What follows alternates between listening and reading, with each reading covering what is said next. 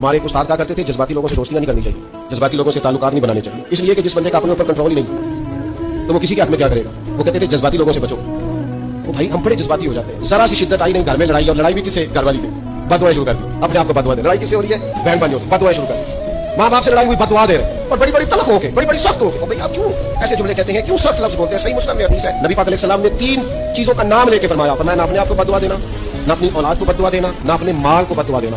ऐसा ना हो कि जब तुम वो दुआ कर रहे हो तो वक्त कबूलियत का। कभी भी अपनी औलाद को, अपने आप को, अपने माल को बददुआ ना दो।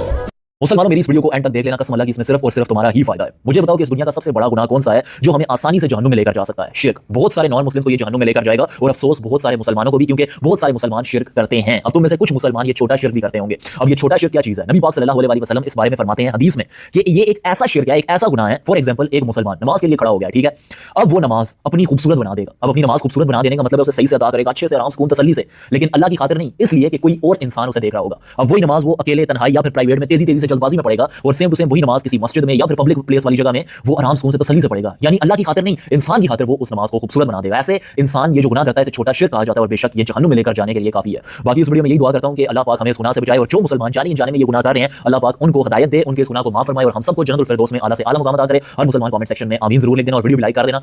देखो कितनी ठंड में तुम्हारे लिए वीडियो बना रहा हूं। जज़ाकल्लाह।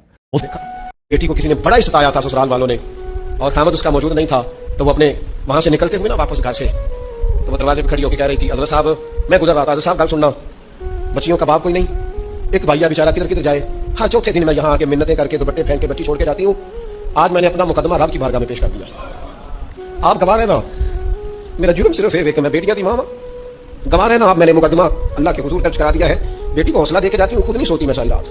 मुझे पता है मेरी बेटी के साथ ज्यादती हो रही है, और इनको भी पता है, ले जा कोई नहीं सकते, बंदे मारे हैं, तो ये रोज जुल्म करते हैं। मैंने वो मुकदमा दर्ज करा, आप गवाह है ना। मैंने बड़ा मनाया उस अम्मा को, मैंने कहा इतने सख्त जुमले ना कहे, कहने लगी कलेजा अंदर से फट गया, छलनी है। एक शख्स के कमरे में जाती थी माफी मांगने, चलो बच्ची से गलती हो गई, तो दूसरे कमरे में चला जाता था, मैं दूसरे में जाती थी, क्योंकि मैं बेटी वाली हूँ। अब मैंने मुकदमा दर्ज करा दिया है, अब मेरा रब जाने बेहतर इंसाफ, मैं बड़ा अल्लाह का गुनाहगार बंदा हूँ, मैंने फिर वाकई वहां इंसाफ होते देखा।